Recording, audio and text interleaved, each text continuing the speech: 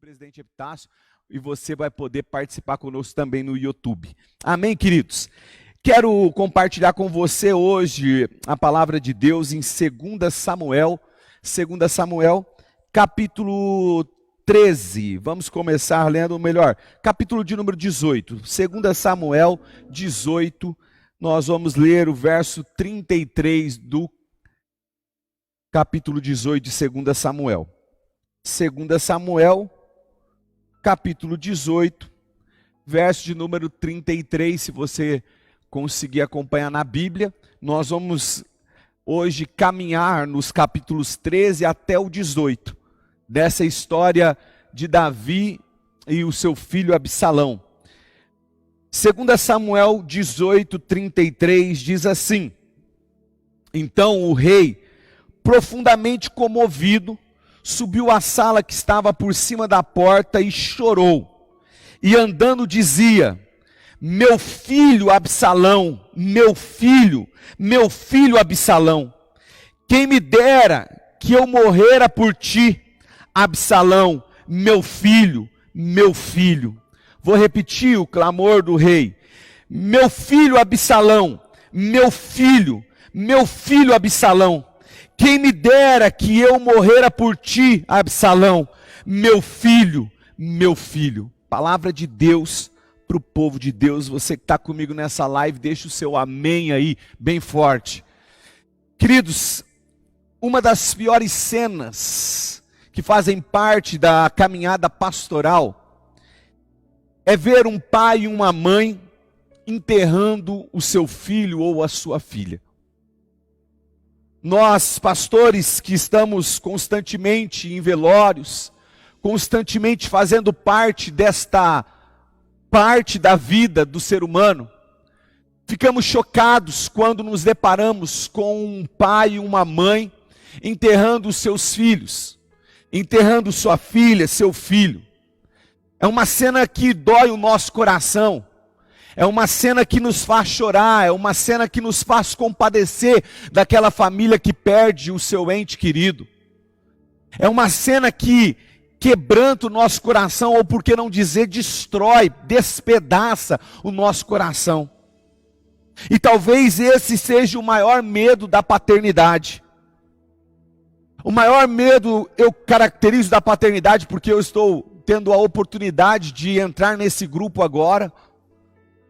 É não conseguir estabelecer uma família saudável, não conseguir estabelecer uma cultura dentro da minha casa a partir do céu, não conseguir pastorear a minha casa, pastorear os meus filhos, não conseguir curar o coração do meu cônjuge, não conseguir ser o pai que eu preciso ser, a mãe que você precisa ser, ou o filho que você precisa ser. A maior dificuldade, talvez, de um pai e de uma mãe, é estabelecer uma cultura a partir do céu. E hoje isso tem sido visível, esse desafio de nós trazermos, estabelecermos na nossa casa princípios e valores da palavra de Deus. Como tem sido difícil a gente observando as famílias, estabelecer uma transição de legado espiritual de forma saudável, coerente, de forma sólida. É claro para nós que todos estamos estabelecendo uma cultura a partir da nossa casa e da nossa família. E hoje nós precisamos nos preocupar com a cultura que nós estamos estabelecendo dentro das nossas casas, junto com os nossos filhos. Nós precisamos estabelecer uma cultura a partir do céu. E quando nós falamos de uma cultura a partir do céu, nós estamos falando de uma cultura de intimidade, já que é o tema da nossa igreja esse ano. Uma cultura de proximidade, uma cultura de presença. Certamente essas são as deficiências que muitos pais que estão com o coração cheio de boas intenções com os seus filhos, com a sua casa, com a sua família, com o seu casamento, mas fracassam na condução dos seus lares. Porque não conseguem estabelecer essa cultura de intimidade, de proximidade, de presença. E quando eu olho para a história de Davi, juntamente com o seu filho Absalão, Marcelo, Tico, João, José Cláudio, eu vejo um homem aqui, um rei, que não pode ser imitado em relação à sua casa e à sua família. Sabe, Davi era um rei prestigiado, um homem poderoso, um general invencível, um homem que resolvia o problema de todo mundo, mas um homem que não era capaz de ouvir as angústias da sua casa. Um homem que não era capaz de discernir os momentos de dificuldades do seu lar, as angústias que estavam no mais profundo do coração dos seus filhos. Davi se caracteriza por ser um pai omisso, e será essa omissão a porta de entrada da desgraça na família de Davi. Por que esse homem, segundo o coração de Deus, Peterson, Slaine, Gabriela, Claudeci, Judite, por que esse homem que foi chamado o homem segundo o coração de Deus, não conseguiu ter uma família saudável? Por que esse homem que foi um grande guerreiro, Ângela, não conseguiu desenvolver um lar saudável, não conseguiu transicionar os seus filhos de forma saudável, não conseguiu, Clécio, passar a sua espiritualidade para os seus filhos? Talvez porque estava ocupado demais com o seu reinado, já que Davi foi um grande rei, já que Davi foi um grande conquistador, já que Davi fez com que o povo de Israel se tornasse um povo de guerra, valente. Talvez porque Davi estava distante demais dos seus filhos. Davi, com as mulheres oficiais, ele teve 20 filhos. Talvez não houve um convívio, não houve tempo. Talvez houve ausência demais. Sabe, querida irmã que está nos assistindo aqui, Veridiana, José Costa, Diana, nós precisamos entender que a melhor transmissão de ensino está no relacionamento diário, na vida, no convívio, na intimidade, na proximidade, na prática diária. Sabe quando você responde a desafios, Bruna? Sabe quando você responde situações que as pessoas estão à tua volta olhando? Nesses momentos você está ensinando, você está transmitindo princípios e valores, você está transmitindo a sua espiritualidade, o seu temor a Deus. O caos é instalado na casa de Davi, e esse caos começa a se configurar no dia que um dos seus filhos, chamado Aminon, o seu primogênito, o primogênito de Davi, ele se apaixona por sua irmã, uma das suas irmãs, por parte de pai, irmã de Absalão, também filho de Davi, com Maca, uma estrangeira procedente lá de Gessur. Isso você lê em 2 Samuel 13, do 1 ao 14. Tamar era o nome dela. E diz a Bíblia que Tamar era uma moça bonita, graciosa, encantadora. E Aminon, certo dia pôs os olhos sobre ela, e já não viu Tamar como sua irmã, mas como uma mulher. E ele cobiçou, ele desejou tanto a sua irmã, que ele bolou um plano para poder se deitar com ela. Ele fingiu estar doente e pediu para o seu pai Davi que enviasse a sua irmã Tamar para cuidar dele. E as más intenções de Aminon logo transpareceu. E contra a vontade da sua irmã Tamar, Aminon possuiu a força. E logo em seguida repudiou ela. Repudiou. Desprezou. Deitou-se com a sua irmã. À força. E depois repudiou ela. A corte ficou sabendo do escândalo. O país ficou sabendo do escândalo. O rei ficou sabendo do escândalo. O pai de Tamar ficou sabendo do escândalo, mas não fez nada. Ei, querido, não ignore os pecados dos seus filhos, porque o pecado tem um efeito de morte, e quando ignorado, ele abre uma legalidade para que a morte se estabeleça na sua casa. Romanos capítulo 6, verso de número 23 diz isso: o salário do pecado é a morte. Quando nós ignoramos os pecados, os erros dos nossos filhos, nós estamos abrindo as portas com legalidade para a morte se instalar, se estabelecer na nossa casa e na nossa vida. Todas as vezes que nós ignoramos os erros, as falhas, as quebras de princípios, os pecados, nós estamos estabelecendo uma cultura de omissão, principalmente quando nós tratamos daqueles que estão revestidos de autoridade, revestido da autoridade com a função de ensinar e corrigir.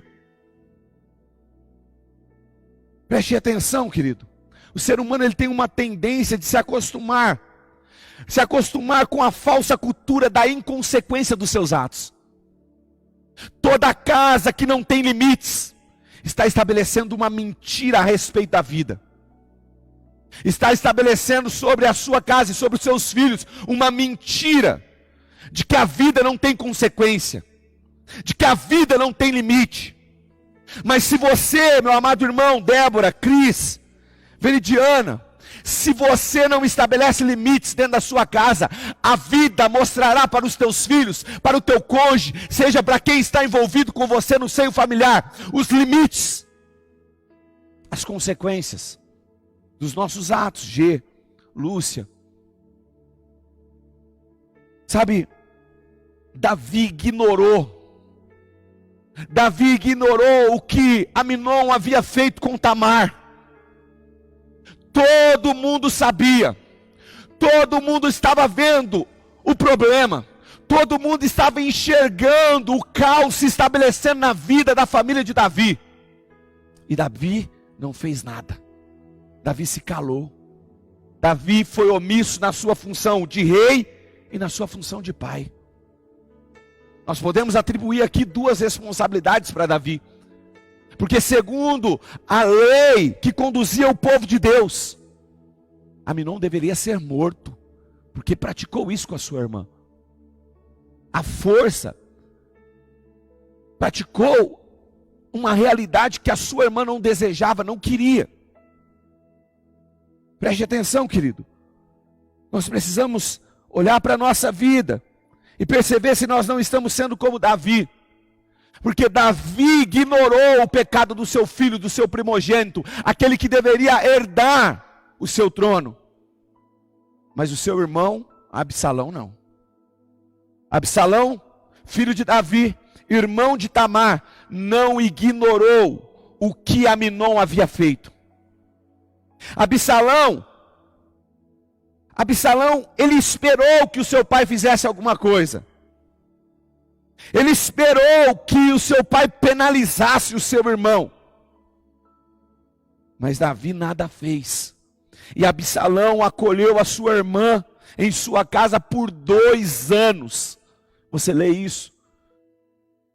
2 anos ali. 2 anos esperando dia após dia que o seu pai chamasse sua irmã, abraçasse ela, beijasse ela, aconchegasse ela. 2 anos Absalão acolheu Tamar na sua casa, esperando que Amnon fosse confrontado pelo seu pecado. 2 anos Absalão ficou com a sua irmã em sua casa, esperando Vilma, uma solução. Vilma está aqui, Isolene. Preste bem atenção, amado. 2 anos para um pai ter uma reação, 2 anos para um pai exercer a sua autoridade, 2 anos para o pai confrontar os seus filhos, mas nada disso foi feito. Olha aqui para mim. A injustiça no seio familiar traz ódio e destruição. Você que está conosco aqui, querido, preste atenção. Todas as vezes que você se posiciona injustamente dentro da sua casa, todas as vezes que você pesa uma balança, a balança é diferente para os seus filhos, você está trazendo ódio, você está possibilitando raiva, você está possibilitando, preste atenção, uma desunião, você está possibilitando comparação, você está trazendo destruição para dentro da sua casa. Foi isso que Davi fez. E depois de 2 anos, Absalão já não aguentava mais esperar. E o diabo, que é o nosso adversário, encheu o coração de Absalão de ódio por aquilo que o seu irmão Amnon fez com a sua irmã Tamar, mas também um ódio relacionado ao seu pai, que cruzava os braços diante desta situação. Ivana, o diabo encheu o coração de Absalão de ódio, e Absalão começou a planejar a morte do seu irmão Amnon. Você lê isso nos versos 23 e 27 do capítulo 13 de 2 Samuel. Absalão, ele pede para o seu pai permitir o seu irmão Amnon ir à caça com ele. Porém Davi, já sabendo das intenções, porque a palavra de Deus diz que todo mundo sabia que mais cedo ou mais tarde Absalão mataria Amnon. Estava estampado na cara de Absalão. Ele não escondia de ninguém o seu ódio pela injustiça, o seu ódio pela omissão do seu pai. E Davi, sabendo das intenções de Absalão, fala para Absalão: não vai só Amnon, vai todos os seus irmãos com você à caça.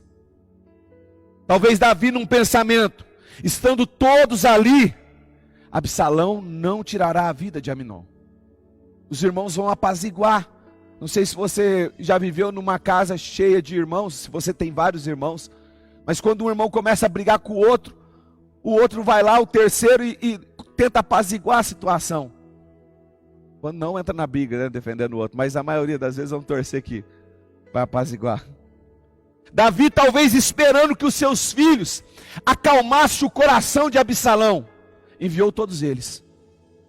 E aí a gente já percebe uma falha, porque mais uma vez Davi está transferindo a sua responsabilidade. Não eram os seus filhos que deveriam apaziguar o coração de Absalão, era Davi. O pai é que deveria tratar o coração dos seus filhos.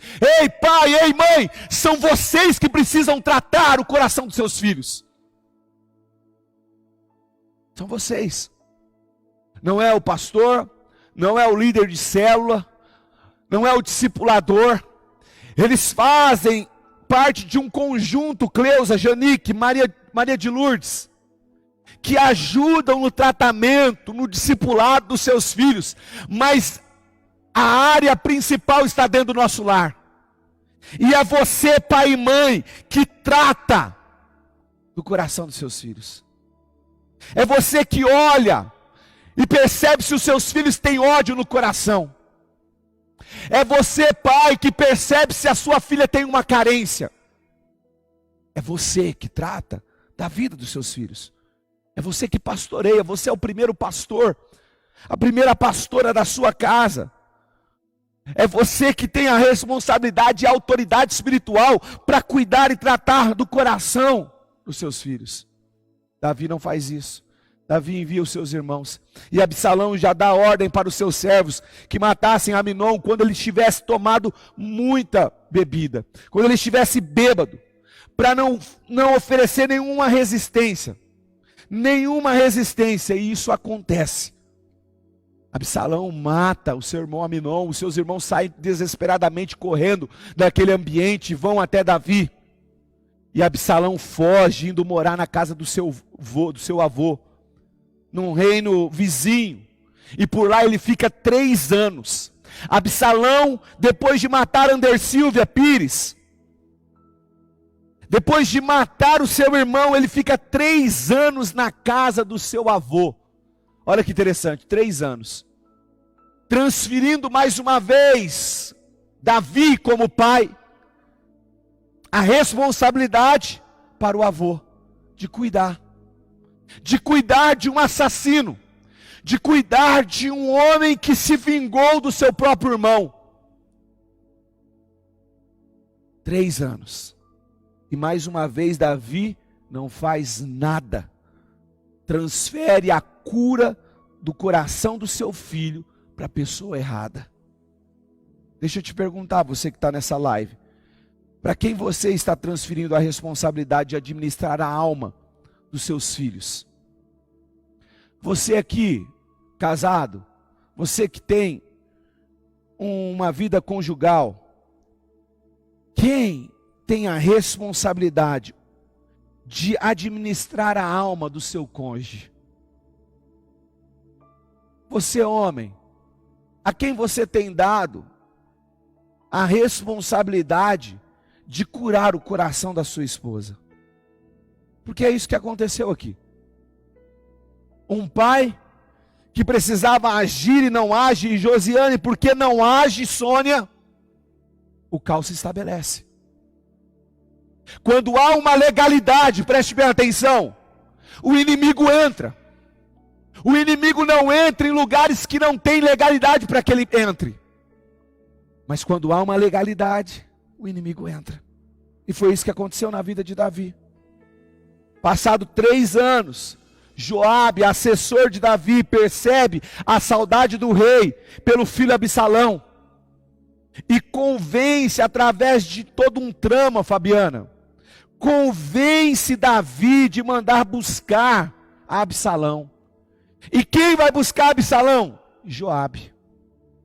Joabe vai buscar Absalão. E Davi fala: mande ele para uma casa real, cerca de 2 quilômetros do palácio. 2 quilômetros do palácio estava Absalão. E passado mais 2 anos, Absalão não se encontrava com o seu pai. 2 anos e Davi não manda chamar o seu filho. 2 quilômetros e Davi não manda chamar o seu filho.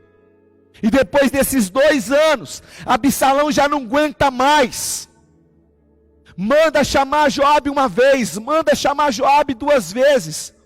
Põe fogo no campo de Joabe. E aí Joabe vai até Absalão. E lá Absalão fala para Joabe, diz para Joabe: para que vim de Gessur? Melhor me fora estar ainda lá. Agora, pois, eu quero ver a face do rei.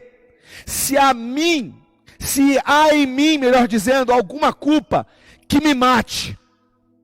Absalão, no capítulo 14 de 2 Samuel, no verso 32, ele está falando assim: diga ao meu pai que me mate, mas que me veja. Diga ao meu pai que eu quero olhar no olho dele. Diga ao meu pai que eu quero me encontrar com ele. Ei, querido, talvez os seus filhos hoje tenham desejado a morte do que a tua ausência. Deixa eu melhorar aqui. Talvez teus filhos estão falando assim: eu prefiro morrer, Deus, porque talvez morrendo meu pai vai me visitar. Porque talvez morrendo o meu pai vai olhar nos meus olhos, ainda que seja num caixão. Absalão está falando: eu prefiro a morte, mas eu quero ver meu pai. Porque ele desejava olhar nos olhos do seu pai e perguntar: pai, por que o Senhor não interviu nessa situação? Por que o Senhor não me corrigiu, não corrigiu Aminon?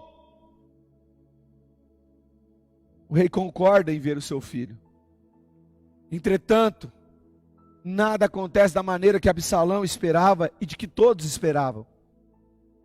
Absalão entra diante da presença do rei Davi, seu pai, que simplesmente lhe diz para ele se aproximar e lhe dá um beijo no rosto e nada diz.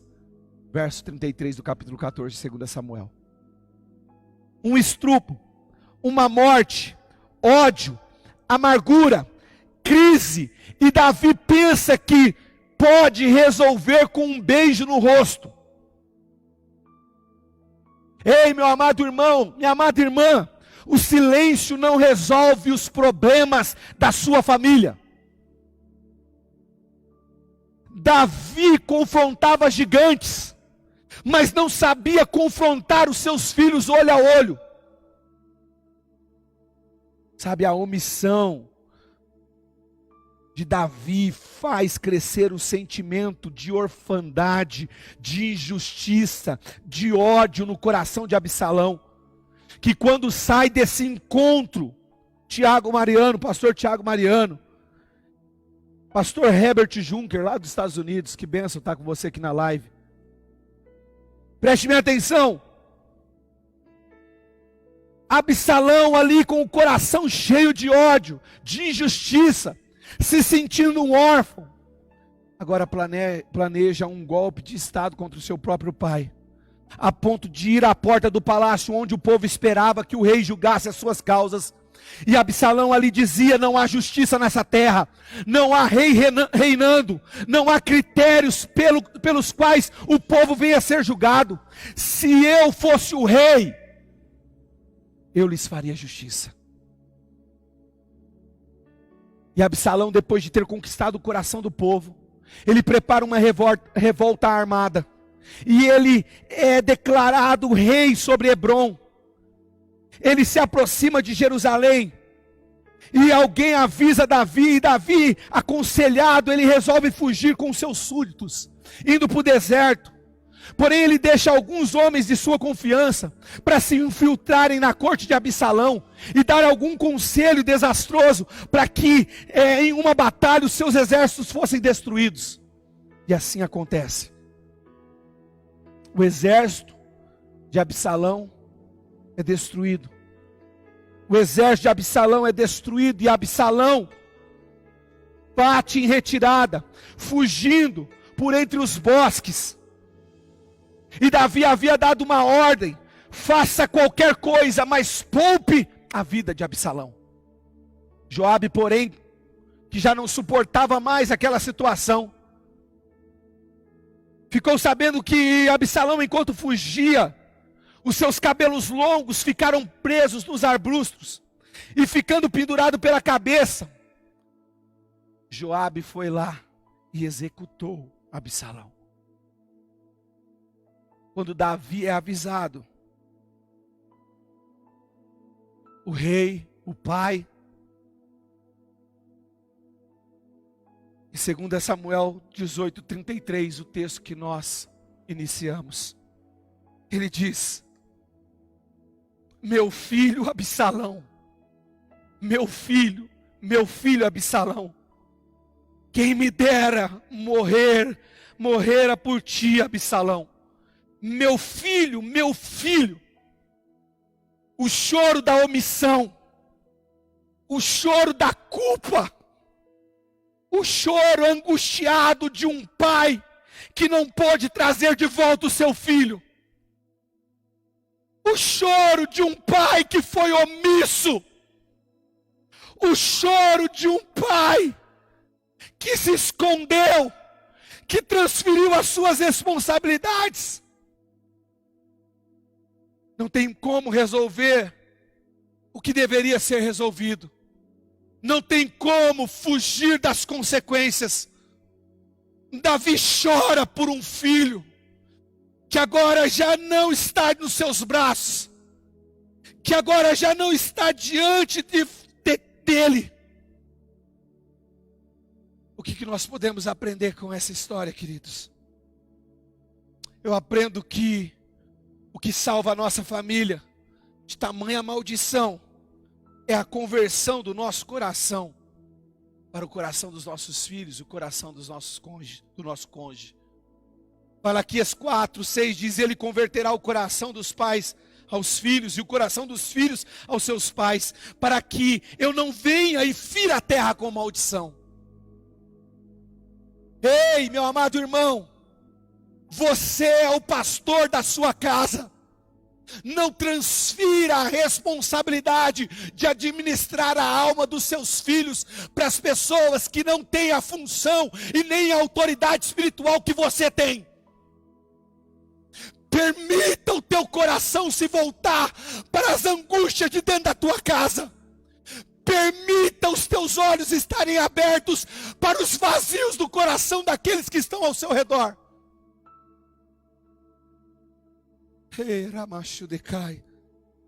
O Espírito Santo está falando para nós nessa noite.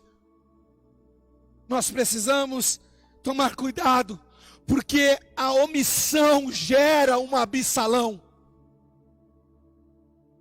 A omissão gera um Absalão. Eu aprendo com essa história, querido, a não minimizar os problemas familiares. Muitas pessoas têm minimizado os problemas familiares. Não, isso é coisa de menino. Isso é coisa de adolescente. Não, isso vai passar. Ei, querido, não faça como Davi. Não se esconda do problema quando o problema já está diante de você.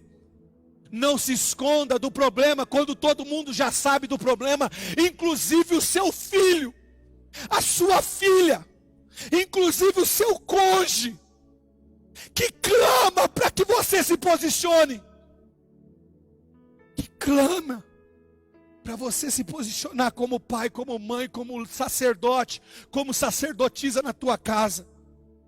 O próprio Jesus diz em Mateus 12, 25, todo reino dividido contra si mesmo ficará deserto, e toda cidade ou casa dividida contra si mesmo não subsistirá. Amós 3:3 diz: andarão dois juntos, se não houver entre eles acordo. Ei, querido, não minimize os problemas, as amarguras, as brigas, as situações de confusão dentro da sua casa.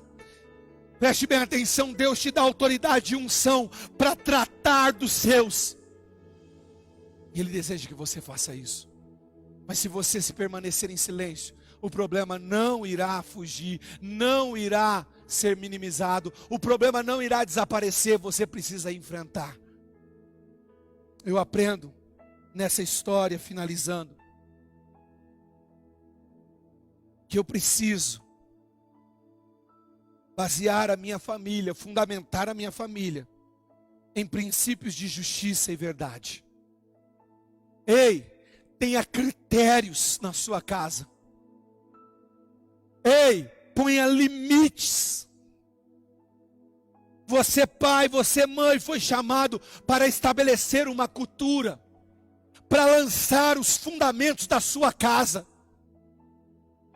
Eu fico admirado com Josué, quando ele diz no capítulo 24, verso número 14 e 15: agora pois, temei ao Senhor, e servi-o com integridade e com fidelidade. Deitai fora os deuses, os quais serviram os seus pais além do Eufrate e no Egito, e servi ao Senhor. Porém, se vos parecer mal servir ao Senhor, escolhei hoje a quem servais.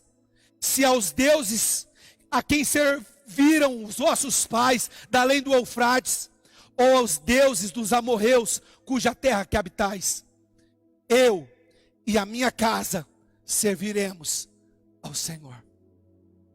Josué está falando: na minha casa tem critério, na minha casa tem limite, na minha casa tem uma cultura do céu, na minha casa não entra nada que não seja o Senhor ou do Senhor. Ei, meu amado irmão, você que nos assiste nessa noite, você precisa claramente olhar para essa história de Absalão e seu pai Davi e não permitir que a omissão gere um Absalão dentro da sua casa. Não permita, querido, que a sua família seja destruída. Confronte os erros, corrija os momentos que os seus filhos têm pecado, mostre as realidades, mostre aquilo que está diante dos seus filhos, aponte o caminho verdadeiro, aponte um caminho de paz, aponte um caminho de realidade do céu aqui na terra. Eu quero orar com você e eu já convido o pessoal do louvor a subir. Nós cantamos uma música, Eu Quero Conhecer Jesus. E nós sabemos que é só por Cristo que nós podemos fundamentar uma casa sobre a rocha, fundamentar uma casa baseada em princípios, em projetos, em realidades do reino de Deus. Só em Cristo Jesus nós podemos ter um lar saudável, uma família saudável, um ambiente espiritual agradável, aonde somente o Senhor é adorado, é festejado, somente o Senhor é reconhecido como Deus. Eu não sei como está a tua casa, mas uma coisa eu sei, que hoje você aprende com esta palavra. Se você está vendo os teus filhos com carências, vivendo uma realidade distante da realidade que o Senhor tem para você, para sua casa, o Senhor hoje está te falando: não seja mais omisso, não tampe os teus olhos, corrija, confronte, não transfira a responsabilidade de cura do coração dos seus filhos ou do seu cônjuge para outros. Você foi chamado, você foi fundamentado, você foi escolhido e tem autoridade sobre a tua vida para fazer isso. Feche os teus olhos aonde você está. E ao ouvir essa música, medite em todos os ensinos que nós partilhamos aqui. E eu ainda vou orar com você. Mas eu quero que você olhe para o seu coração, porque eu vou olhar para o meu. Olhe para a sua casa. Olhe para a sua vida. Olhe para os seus posicionamentos. E reflita naquilo que o Senhor te falou nessa noite. Meu orgulho me tirou do jardim, sua humildade colocou jardim em mim. Se eu vender tudo que tenho em troca do amor, eu falharia.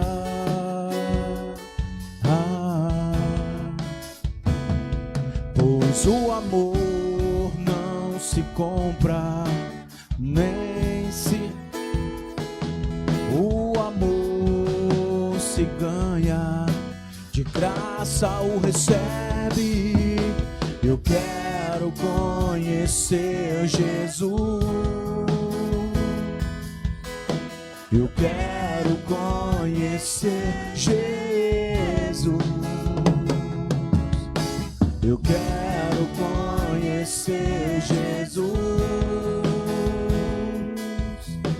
Eu quero conhecer Jesus.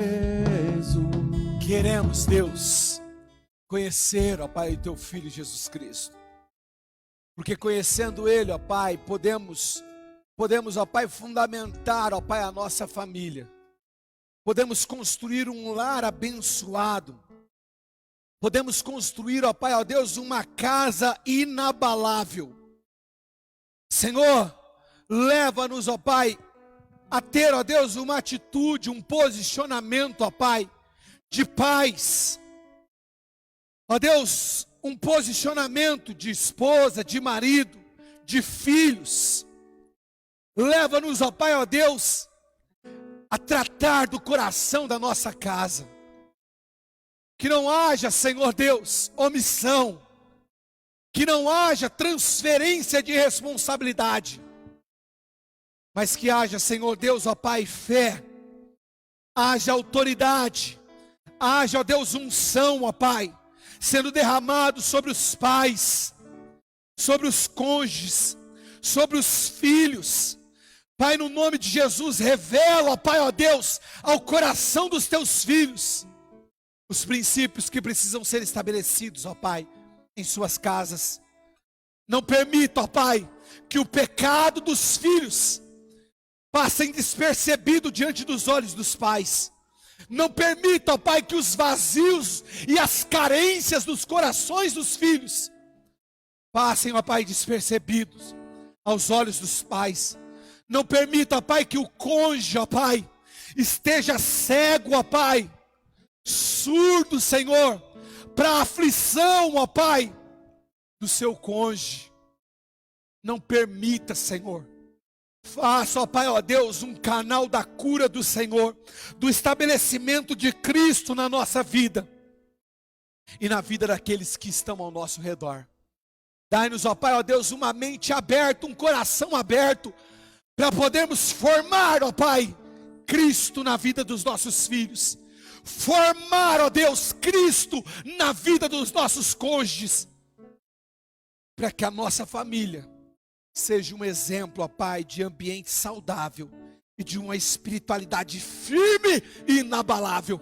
Eu ministro esta unção sobre a vida, ó Pai, de cada família aqui representada. Eu ministro esta unção sobre cada casamento, sobre cada pai, sobre cada mãe, sobre cada filho. Eu ministro essa unção no nome de Jesus de Nazaré. Nós cremos, nós confessamos isso no nome de Jesus. Você pode dizer amém? Oh!